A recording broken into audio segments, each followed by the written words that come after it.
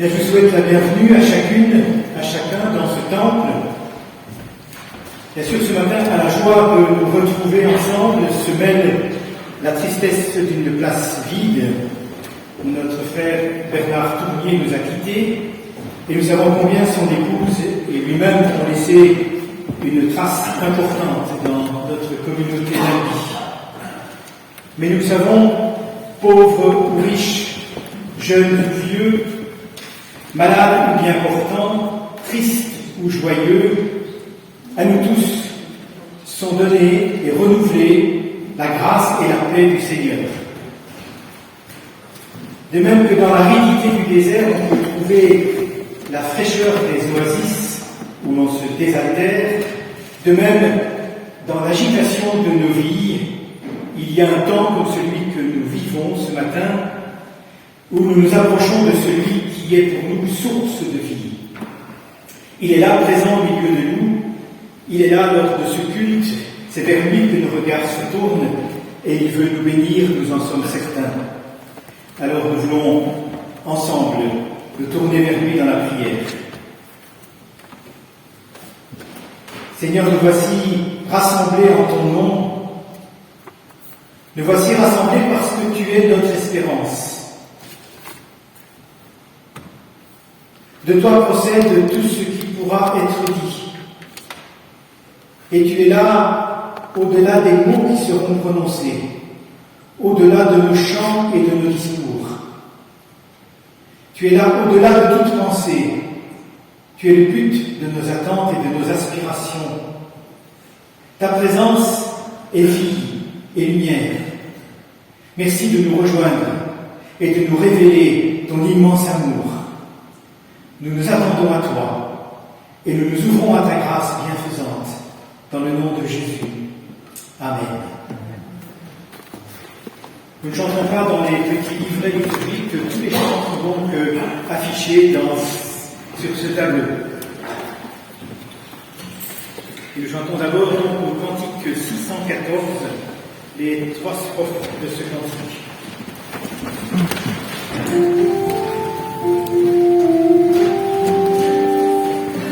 Tu es là au cœur de nos vies, et c'est toi qui nous fais vivre. Tu es là au cœur de nos vies, bien vivant, ô Jésus-Christ, dans le secret de nos tendresses. Tu es là, dans les matins de nos promesses.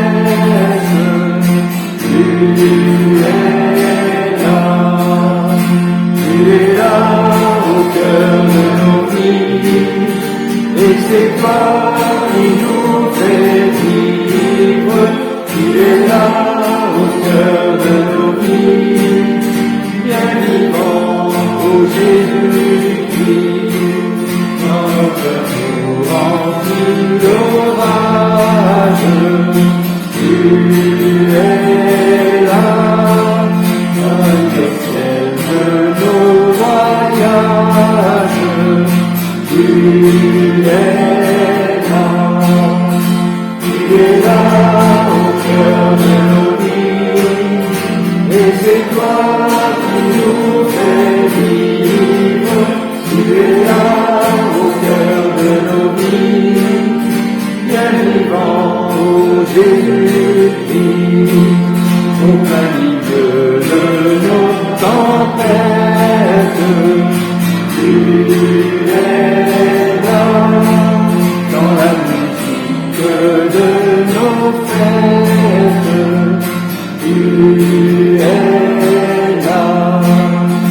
Tu es là au cœur de nos vies, et c'est toi qui nous fais vivre.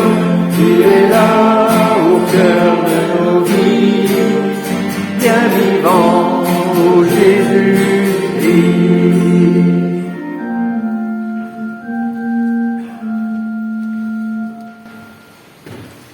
Et parce qu'il est là, parce qu'il vit, parce qu'il agit, nous voulons dire sa grandeur et sa fidélité. Nous voulons faire monter vers lui notre adoration, notre louange.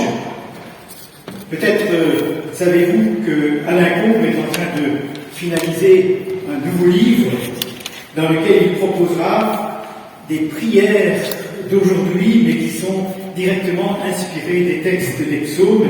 Et je lui ai demandé ce matin de nous conduire dans cette louange en partageant avec nous psaumes et prières de son choix. Nous répondrons à 2 reprises, je pense que son texte est en 2 parties, et nous répondrons à 2 reprises par le chant du cantique 163 dans le recueil. 163.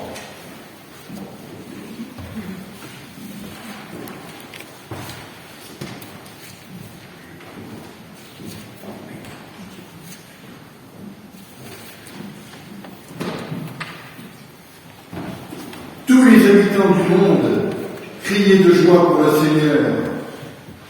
Servez le Seigneur joyeusement. Approchez-vous de lui dans la joie. Reconnaissez que le Seigneur est Dieu. C'est lui qui nous a fait et nous sommes à lui. Il est notre berger. Nous sommes son peuple, son troupeau. Entrez dans son temple en lui disant merci. Allez dans les cours du temple en chantant sa louange. Remerciez-le et rendez-lui gloire.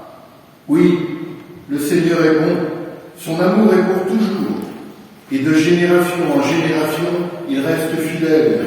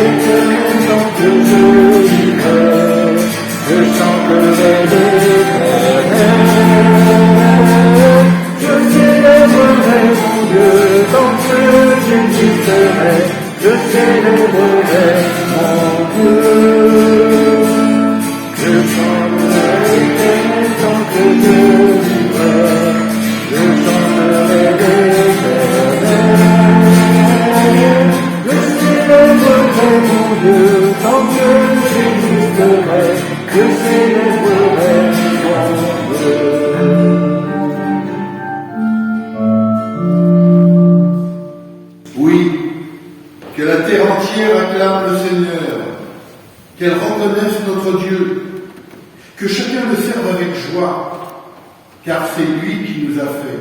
Nous sommes ses créatures, enfants de son amour. Venons vers lui avec reconnaissance, témoignons de ce qu'il est, de sa fidélité sans faille, de sa bonté constante. Acclamons le Seigneur. L'éternel tant que je vivrai, je chanterai l'éternel. Je célébrerai mon Dieu tant que j'existerai, je célébrerai mon Dieu. Je chanterai l'éternel tant que je vivrai, je chanterai l'éternel.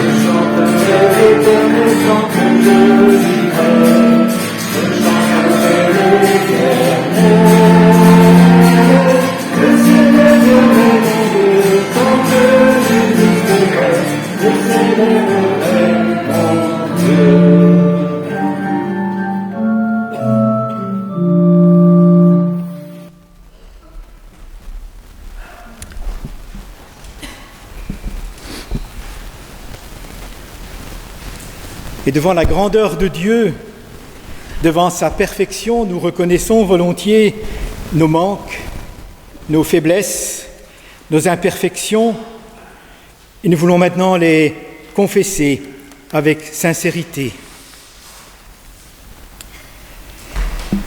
Seigneur, oui, ta joie éclate dans ta création et nous ne nous en rendons pas toujours compte. Ton Fils vient au milieu de nous et nous n'accueillons pas toujours pleinement ce qu'il nous apporte. Ton esprit souffle sur nous et nous nous protégeons, parfois derrière nos traditions et nos doctrines. Tu nous parles, nous trouvons ça beau, mais nous n'allons pas souvent plus loin. Tu nous aimes et nous avons parfois tendance à l'oublier. Tu es venu pour nous sauver et nous nous disons parfois que nous ne sommes même pas en danger. Oui, nous voici devant toi tels que nous sommes.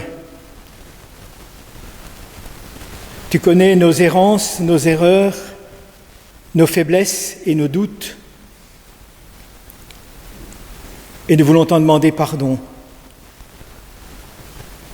Nous voulons appeler sur chacun de nous le renouvellement de ta grâce dans le nom de Jésus. Amen.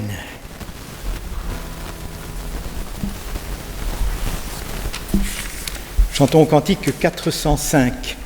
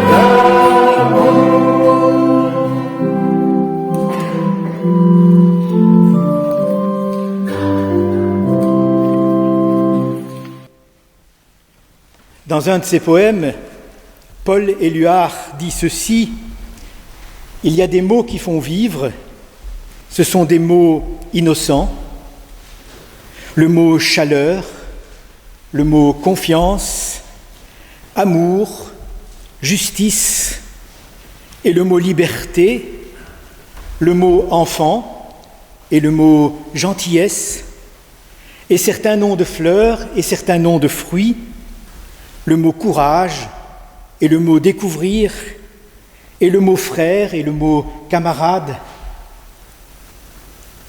Et à ces mots du poète, nous ajouterons ce matin le mot pardon. C'est un mot fort, c'est un mot libérateur, c'est un mot qui relève, c'est un mot qui remet en marche. Mes enfants, mon enfant, tes péchés sont pardonnés, dit Jésus. Oui, le Seigneur, par la puissance de son amour, nous a délivrés du péché. Recevoir son pardon, c'est dire oui à la vie tout entière. Nous voulons chanter au cantique 279 Et comme ce cantique est court, nous pourrons le chanter 2 fois.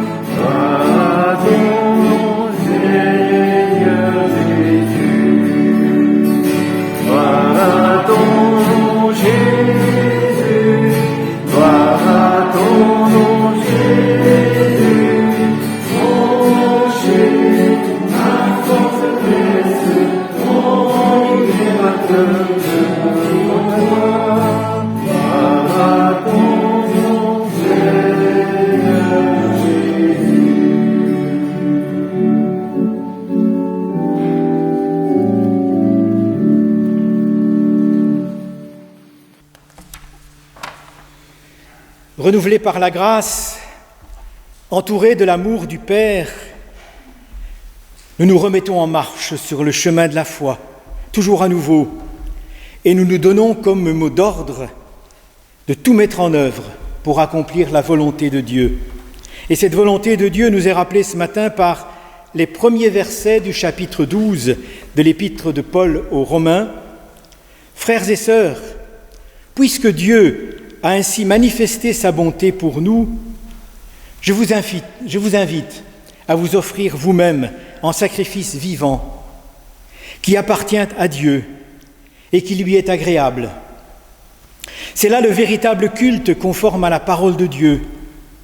Ne vous conformez pas aux habitudes de ce monde, mais laissez Dieu vous transformer et vous donner une intelligence nouvelle. Vous discernerez alors ce que Dieu veut, ce qui est bien, ce qui lui est agréable, ce qui est parfait. » Nous chantons au cantique 267.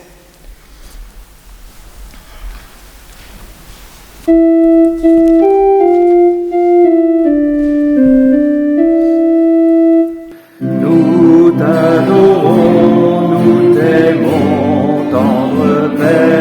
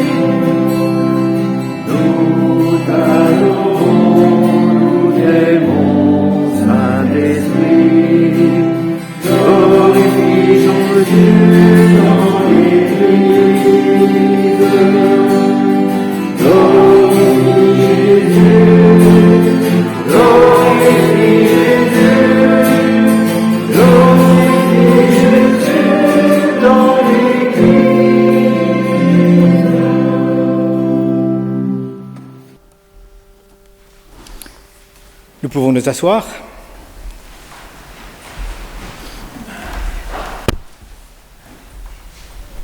Et avant d'ouvrir ensemble la Bible, nous voulons nous unir encore dans la prière.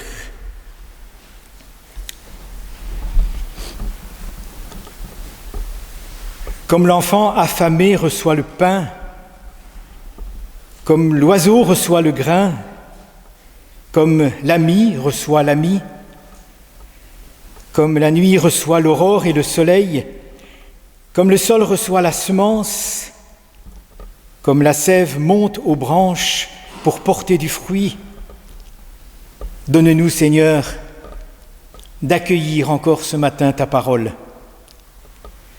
Qu'elle soit pour nous une nouveauté et réellement une bonne nouvelle. Nous te le demandons, viens par ton esprit, ouvrir nos cœurs et notre intelligence pour qu'elle fasse en nous son œuvre. Nous te le demandons au nom de celui qui l'a incarné, Jésus, notre Seigneur. Amen.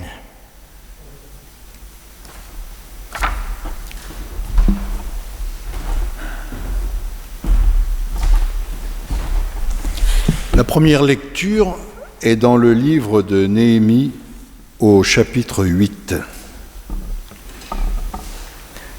Avec l'accord de tous, le peuple se réunit à Jérusalem sur la place située devant la porte de l'eau. Les Israélites demandent au prêtre Esdras, spécialiste de la loi, d'apporter le livre de la loi. Le Seigneur a donné celle-ci au peuple d'Israël par l'intermédiaire de Moïse. Alors, Esdras apporte ce livre devant l'assemblée. Il y a là les hommes, les femmes et tous les enfants capables de comprendre. C'est le 7e mois, le premier jour du mois. Esdras se tient sur la place qui est en face de la porte de l'eau.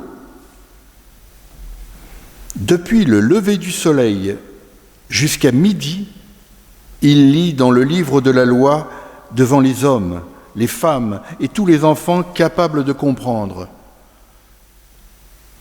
Tout le peuple écoute attentivement cette lecture.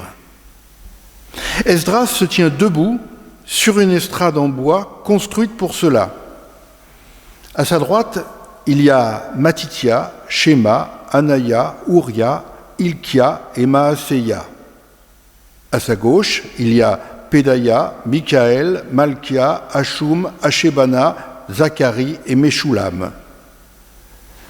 Esdras est donc placé plus haut que l'assemblée, et tout le monde peut le voir. Quand il ouvre le livre, tout le peuple se met debout. Esdras remercie le Seigneur, le grand Dieu, et tout le peuple répond en levant les mains. Oui, oui, qu'il en soit ainsi. Puis les Israélites se mettent à genoux et s'inclinent jusqu'à terre devant le Seigneur. Ensuite, ils se relèvent, et les Lévites, Yeshua, Bani, Shérébia, Yamim, Akoub, Shabbetai, Odia, Maaseia, Kelita, Azaria et Jozadab, Hanan et Pelaya commencent à leur enseigner la loi. Ils lisent dans le livre de la loi de Dieu de façon claire. Ils donnent le sens du passage et chacun peut comprendre ce qui est lu. En entendant les paroles de la loi, toute l'assemblée se met à pleurer. C'est pourquoi le gouverneur Néhémie, le prêtre Esdras, spécialiste de la loi, et les Lévites qui expliquent le texte disent à tous: ce jour appartient au Seigneur votre Dieu. Ce n'est pas le moment d'être triste et de pleurer. Esdras leur dit encore: rentrez chez vous, faites un bon repas, buvez du vin sucré, envoyez des plats à ceux qui n'ont rien préparé. Oui, ce jour appartient à notre Seigneur, ne soyez pas tristes. La joie qui vient du Seigneur, voilà votre force.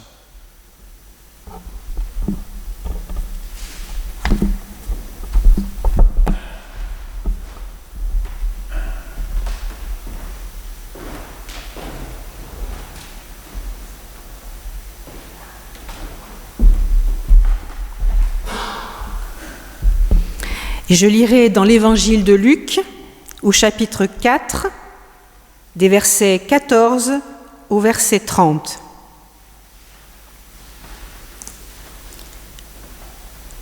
Jésus, rempli de la force de l'Esprit Saint, revient en Galilée. Les gens commencent à parler de lui dans toute la région. Il enseigne dans les maisons de prière et tout le monde dit beaucoup de bien de lui. Jésus vient à Nazareth où il a été élevé.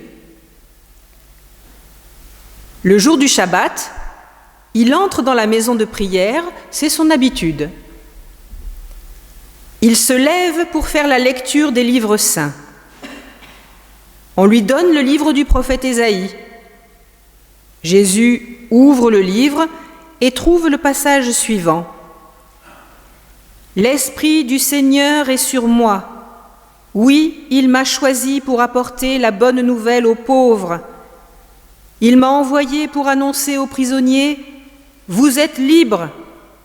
et aux aveugles, « Vous verrez clair de nouveau !» Il m'a envoyé pour libérer ceux qui ne peuvent pas se défendre, pour annoncer, « C'est l'année où vous verrez la bonté du Seigneur !» Jésus ferme le livre, il le rend au serviteur et s'assoit. Dans la maison de prière, tous ont les yeux fixés sur lui. Alors il leur dit, « Vous avez entendu ce que les livres saints annoncent. Eh bien, aujourd'hui, cela s'est réalisé. » Tout le monde est dans l'admiration et s'étonne des paroles merveilleuses qui sortent de sa bouche.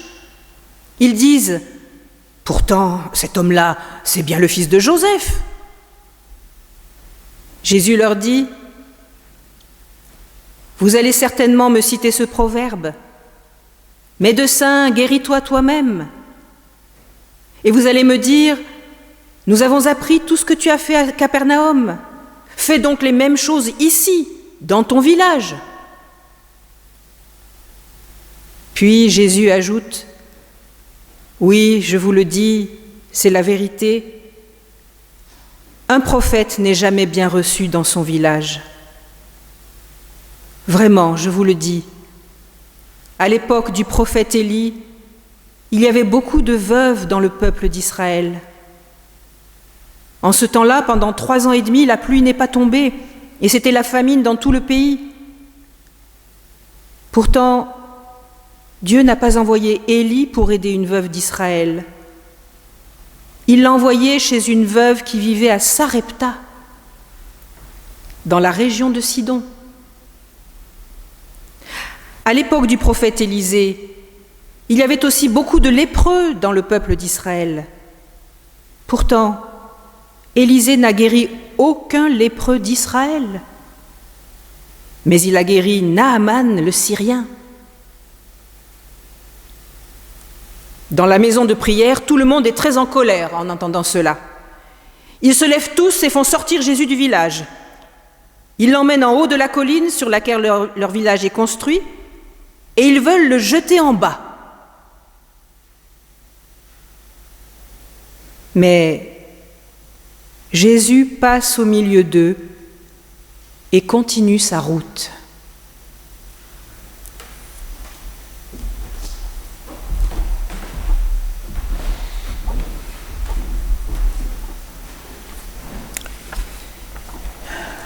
Du cantique 230, nous chantons les 2 premières strophes.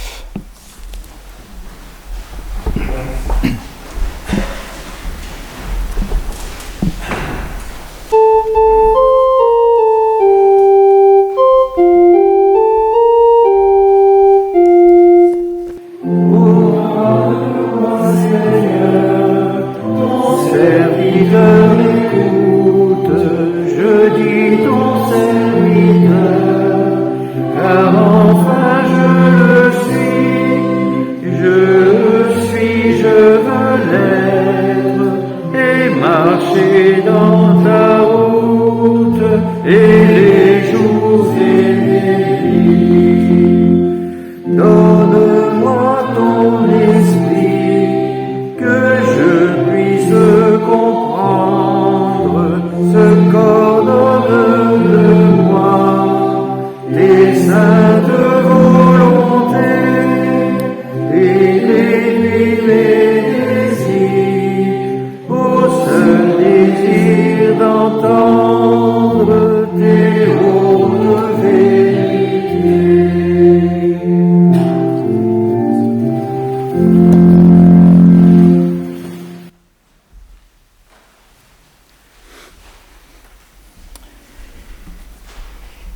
Quelques mots peut-être pour resituer la lecture publique de la loi par Esdras. L'exil forcé du peuple d'Israël a pris fin. L'empire babylonien qui avait provoqué cet exil, détruit le temple de Jérusalem, a laissé place à l'empire perse. Et l'empereur Cyrus permet aux Israélites de rentrer dans le pays après une bonne cinquantaine d'années d'exil et autorise la restauration du temple. C'est donc une période de renouveau pour Israël. Esdras et Néhémie vont assumer un rôle important dans cette restauration, une restauration qui aura une dimension matérielle, la reconstruction du temple et des murailles de la ville, et comme nous le découvrons dans le récit ce matin, une restauration spirituelle par une redécouverte de la parole de Dieu. Et le peuple de Dieu a vécu sous un joug étranger, il n'a plus eu tellement l'opportunité de vivre sa foi en liaison avec les fêtes, en liaison avec tout ce qui était célébré à Jérusalem. Sans doute a-t-il un peu, ou beaucoup, perdu son rapport intime avec la parole de Dieu et avec Dieu lui-même, un peu comme si nous avions été privés de culte et de Bible durant 50 ans. Que reste-t-il de leur vécu spirituel, de leur relation avec Dieu? Et puis voilà que le peuple se rassemble comme un seul homme, nous dit le texte. Il y a donc une attente et demande à Esdras d'apporter le livre de la loi qui dit à sa manière qui est Dieu et quelle est sa volonté pour l'épanouissement de l'humanité en général et d'Israël en particulier.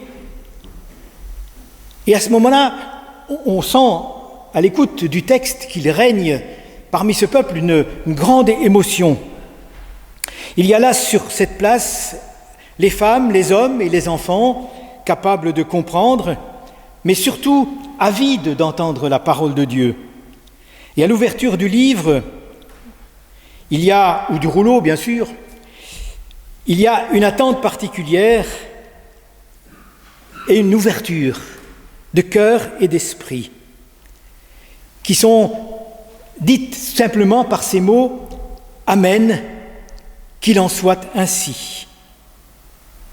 Pour dire au Dieu, oui, nous mettons à l'écoute de ta parole, accomplis en nous ta parole, nous nous attendons à toi. Il s'agit d'une lecture commentée de plusieurs heures. Et quand je vous parlais d'émotion, il ne s'agit pas d'un vain mot à l'écoute de la parole de Dieu, le peuple se met à pleurer. Et il faut qu'Esdras leur rappelle que ce n'est pas un jour de deuil, mais un jour de joie. On peut penser qu'à l'écoute de la loi, le peuple se rend compte de ses infidélités qui ne sont sans doute pas étrangères à ce temps d'exil, ce temps de sécheresse qu'ils viennent de traverser. Le peuple pleure sans doute parce qu'il se rend compte de la distance qu'ils ont laissé s'installer entre Dieu et eux. Sans doute se rendent-ils compte qu'ils sont passés à côté de grandes bénédictions. Et il faut que Esdras et les Lévites leur rappellent que par la grâce de Dieu, ces bénédictions, elles restent là, à leur portée, que la parole de Dieu, c'est une parole de grâce, qui nous ouvre un avenir, une espérance et qu'il faut s'en réjouir. C'est le temps du repentir qui doit aboutir dans l'acceptation du pardon et de la grâce qui renouvelle. Une question se pose à partir de ce texte. La parole de Dieu, aujourd'hui, est-elle capable de provoquer une telle émotion et un tel renouveau? En tout cas, à Nazareth, tout au début du ministère de Jésus, la lecture de la parole va aussi susciter un grand émoi. Jésus est dans cette bourgade dans laquelle il a été élevé et selon son habitude, il se rend à la synagogue le jour du sabbat. Jésus était donc un juif pratiquant, habitué à ce rendez-vous du samedi avec Dieu, son Père, et avec sa parole. Il se lève pour faire la lecture et on lui remet non pas le livre de la loi, cette fois, mais le rouleau du prophète Ésaïe. Et il va lire au chapitre 61 les 3 premiers versets. Et ces versets sont en quelque sorte la bonne nouvelle de l'Évangile, déjà présente au cœur de l'Ancien Testament et qui va maintenant se réaliser d'une manière particulière. Ce texte ancien nous parle de grâce, il nous parle de délivrance, de guérison. On sent que dans la synagogue, une attente toute particulière est là, de la part du public présent. Luc nous dit quelques versets plus haut que Jésus est retourné en Galilée avec la puissance du Saint-Esprit et qu'on parlait de lui dans la région. Il y avait une force dans son message, dans ce qu'il était, dans ce qu'il proclamait, une autorité particulière qui émanait de lui. Il ouvre le rouleau et il dit « L'Esprit du Seigneur est sur moi, il m'a choisi. Il m'a marqué par une onction pour son service, afin d'apporter la bonne nouvelle aux pauvres. Il m'a envoyé pour proclamer la délivrance aux prisonniers et aux aveugles le retour à la vue, pour libérer les opprimés, pour annoncer le temps où le Seigneur manifestera sa grâce. » Il y a là parmi ces gens une grande attente. Tous les regards sont fixés sur lui. Quel commentaire va-t-il faire de ce texte du prophète Ésaïe ? Et Jésus dit, ce passage des Écritures est accompli, dit Jésus. L'envoyé, c'est moi. Et mon œuvre est commencée. Ce qui n'était pour vous qu'une promesse, eh bien ça devient aujourd'hui réalité. La parole du prophète n'est plus figée dans un texte, elle est maintenant mise en œuvre. Cette parole ne reste plus enfermée dans des mots, elle devient, par la présence et le ministère de Jésus, une réalité, un vécu. La théorie, la doctrine, la théologie devient expérience de vie pour ceux qui suivent Jésus. La bonne nouvelle se met en œuvre, Jésus délivre ceux qui sont prisonniers. Il ouvre la vue aux aveugles et à ceux qui restent aveuglés. Il libère les opprimés, il manifeste la grâce de Dieu, il la rend active, il est le Messie, l'envoyé de Dieu. Les auditeurs, dans un premier temps, sont admiratifs, subjugués. Et puis quand Jésus va plus loin et explicite sa pensée, quand Jésus montre que ce message n'est pas réservé aux Israélites, mais que c'est un message universel, un message pour toute l'humanité, quand il montre que l'œuvre de Dieu ne s'accomplit pas nécessairement chez ceux qui suivent une tradition religieuse, mais dans la vie de tous ceux qui s'ouvrent à la grâce agissante de Dieu, l'admiration des auditeurs se transforme en fureur, au point qu'ils veulent éliminer Jésus. Il y a donc un grand changement d'attitude parmi les gens qui l'écoutent. Pour illustrer ce qu'il veut dire, Jésus prend dans l'Ancien Testament 2 exemples précis où la grâce de Dieu, son œuvre de guérison, de libération, cette œuvre a été offerte à des personnes qui étaient étrangères aux traditions religieuses. C'est chez une veuve de Sarepta, au pays de Sidon, qu'Élie accomplit un miracle en multipliant pour cette veuve l'huile et la farine en période de famine. C'est un lépreux syrien qui est purifié et guéri par Élisée. Pour Jésus, la grâce de Dieu est à l'œuvre là où elle est attendue, dans la foi, dans la simplicité, mais pas nécessairement là où on en discute sans fin, pour établir l'une ou l'autre doctrine tout en la laissant enfermée dans un livre. Jésus savait que dans la synagogue de Nazareth, il y avait des cœurs fermés et qu'il ne pouvait pas accomplir là son œuvre de délivrance parce qu'elle n'était pas véritablement accueillie. Il n'y avait pas d'ouverture pour le message de Jésus dans son propre village. Et pourtant, il déclare avec assurance « Cette écriture que vous venez d'entendre est accomplie ». Et tout le ministère de Jésus va en faire une brillante démonstration. En fait, ce passage du prophète Ésaïe, c'est un peu le cahier de charge du ministère de Jésus.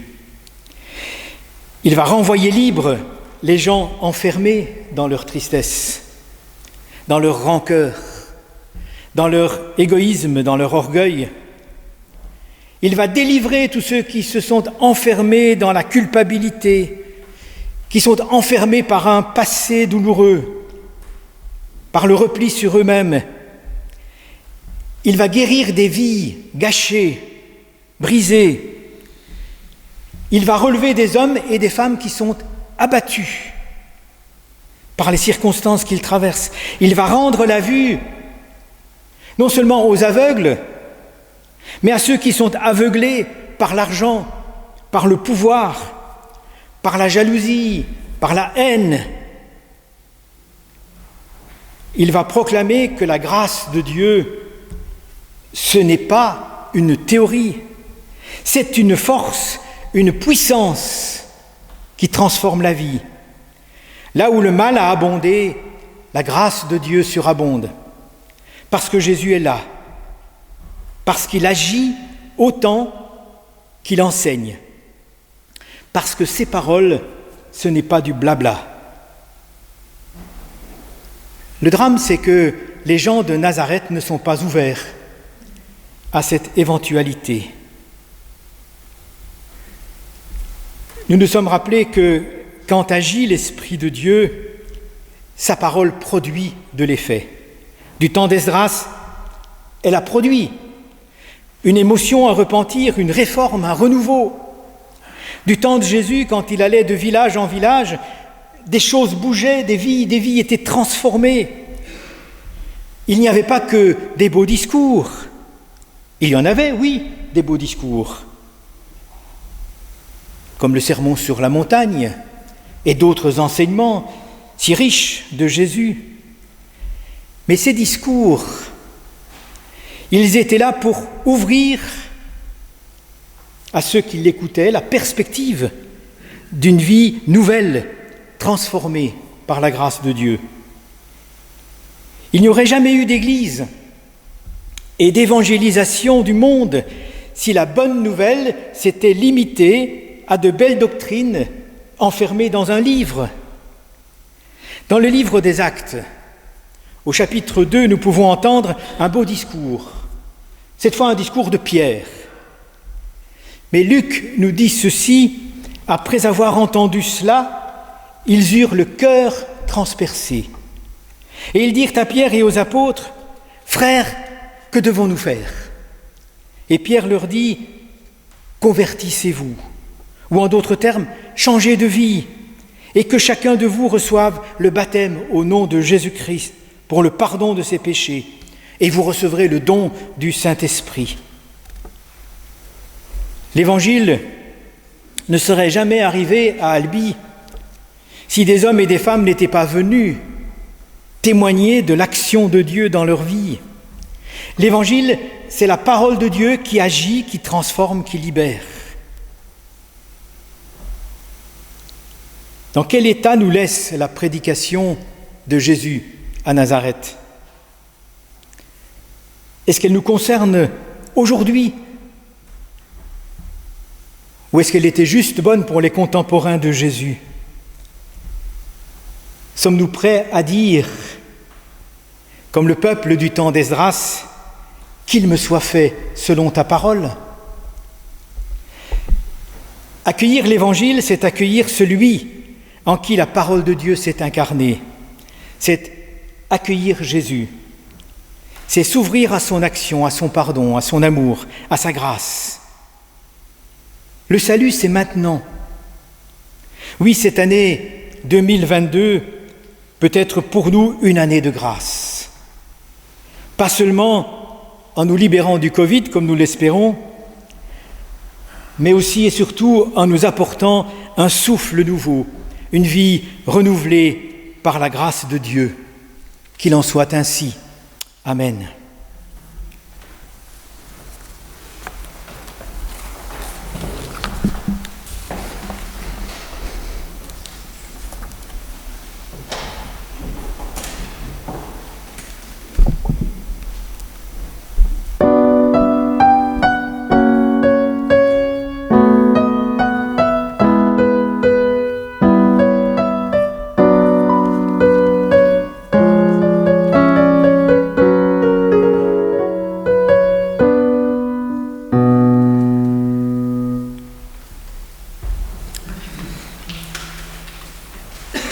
Nous chanterons maintenant au cantique 601, les 3 strophes de ce cantique.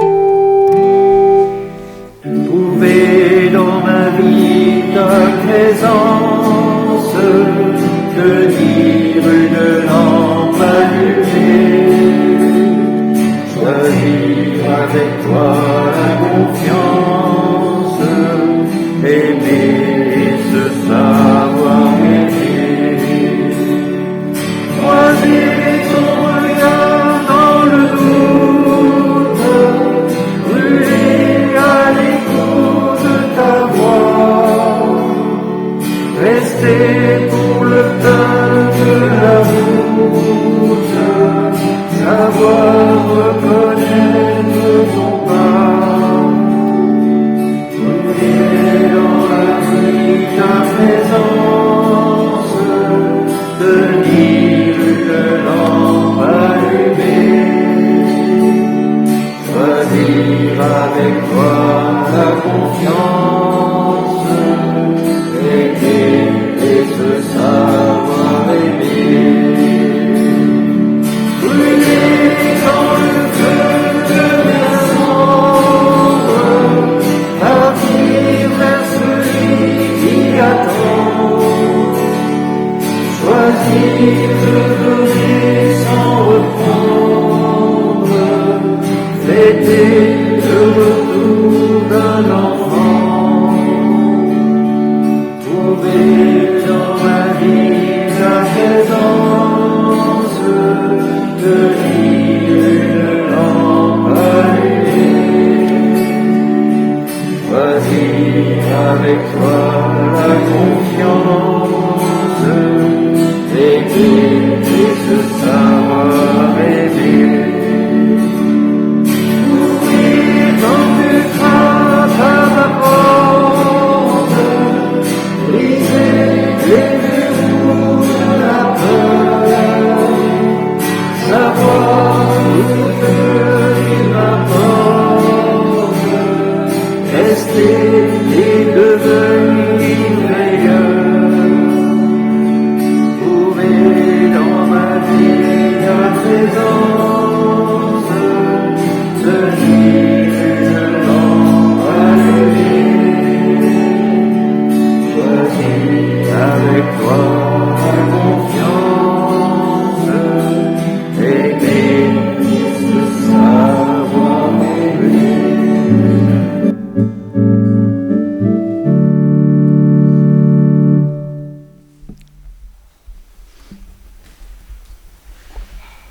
Nous voulons maintenant confesser notre foi.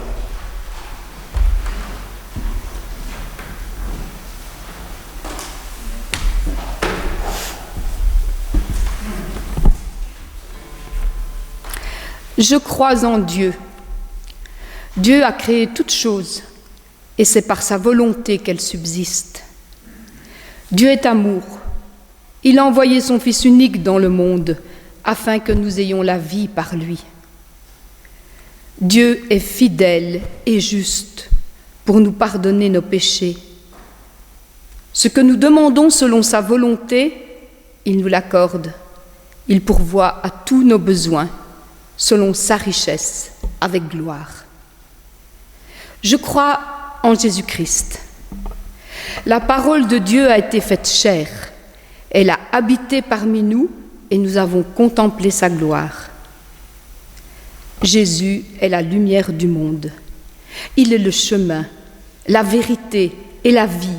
Il est le pain de vie. Si quelqu'un mange de ce pain, il vivra éternellement.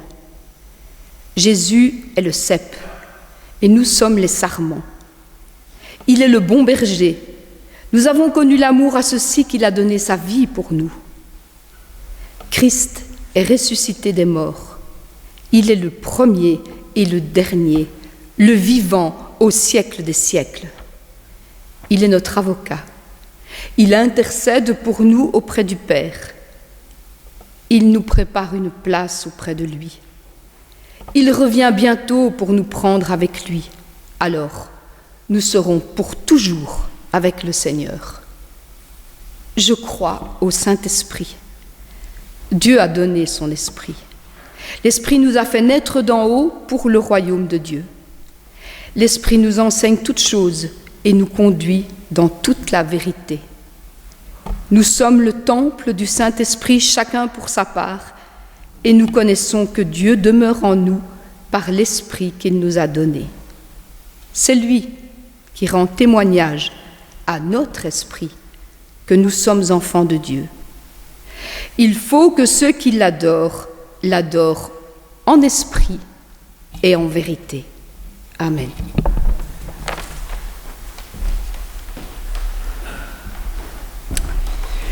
Nous pouvons nous asseoir. C'est maintenant le moment de l'offrande qui sera recueillie, cette part de nos biens que nous voulons mettre au service du Seigneur et de son Église.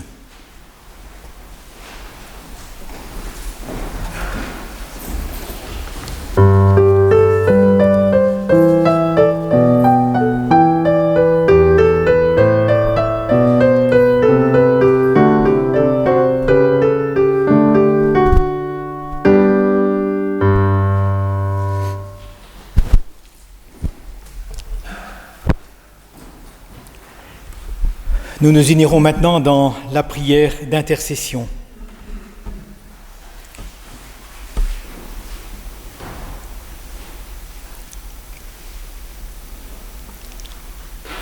Seigneur Jésus, tu es le même, hier, aujourd'hui, éternellement.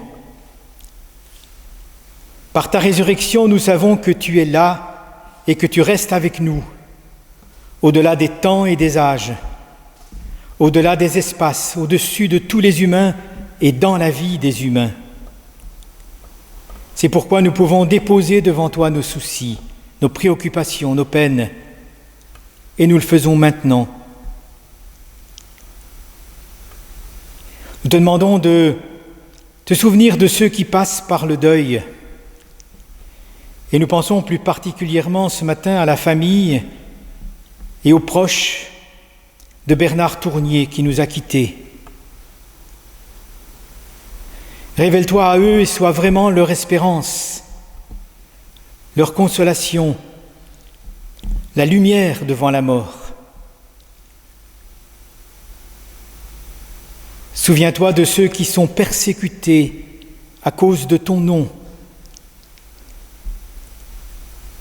Et nous voulons ce matin plus particulièrement penser à nos sœurs et frères d'Afghanistan, de Corée du Nord et du Nigeria.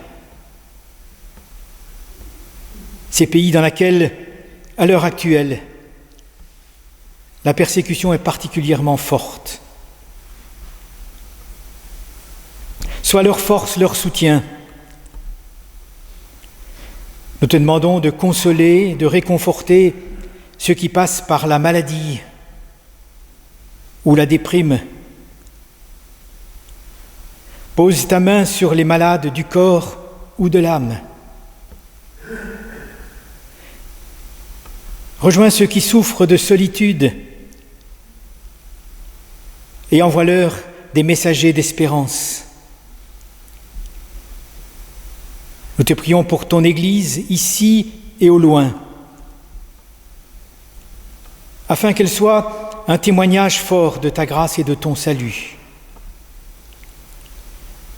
Nous te prions pour l'impact de ta parole dans le monde et dans nos cœurs. Suscite dans ce monde troublé des messagers de paix, d'espoir et de courage. Oui, nous voulons te confier cette semaine qui vient, te confier nos familles, nos projets, nos vœux. Rappelle-nous que tu es celui qui libère, qui guérit et qui relève. Viens par ton souffle gonfler les voiles de notre vie pour nous conduire vers l'avenir que tu nous réserves, dans ta paix et dans ta gloire. C'est en Jésus que nous te prions. Amen.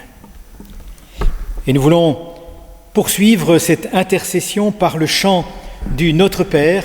Alors vous n'avez pas les paroles, ce n'est pas un chant qui se trouve dans vos cantiques, mais les paroles sont simplement celles du Notre Père. Donc il suffira de se souvenir de la mélodie. Nous avons appris ce chant il y a déjà un certain temps et nous allons essayer de nous en souvenir et je vais demander à Marion de nous y aider.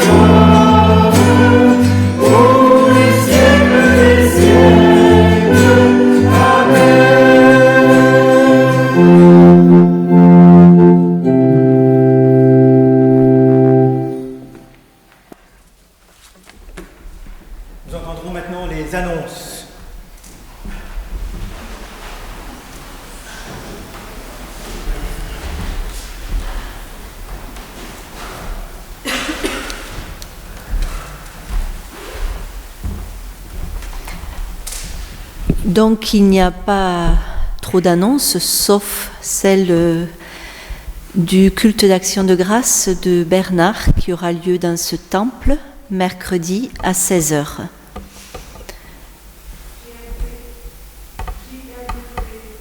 Ah, les JMP, oui, il y a une réunion de JMP vendredi à 14h30.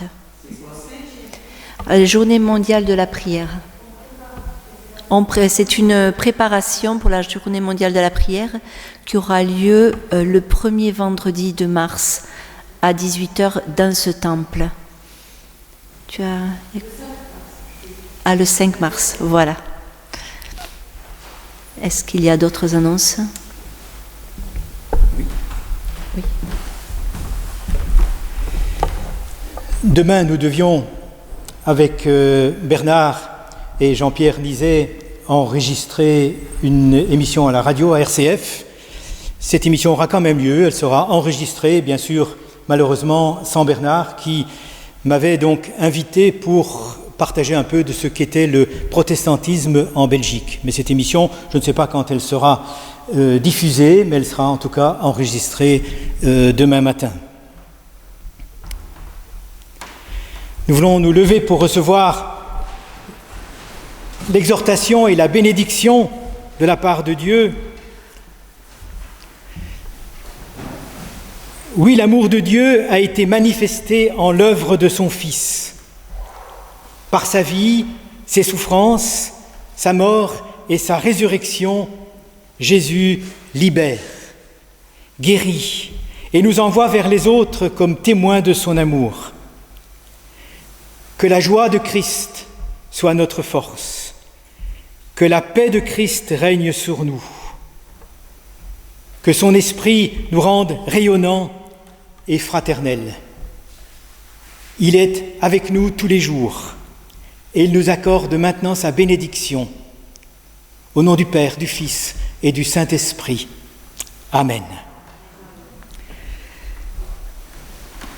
Nous voulons chanter pour terminer ce culte au numéro 882.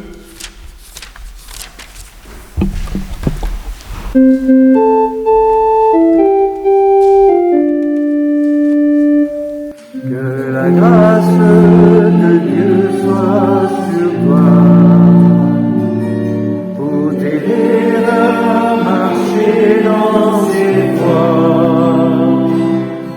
Reçois tout son pardon et sa bénédiction, en paix, dans la joie, dans l'amour. Que la grâce de Dieu soit sur toi pour t'aider à marcher dans ses voies. Reçois tout son pardon et sa bénédiction, par l'entrée dans la joie, dans l'amour.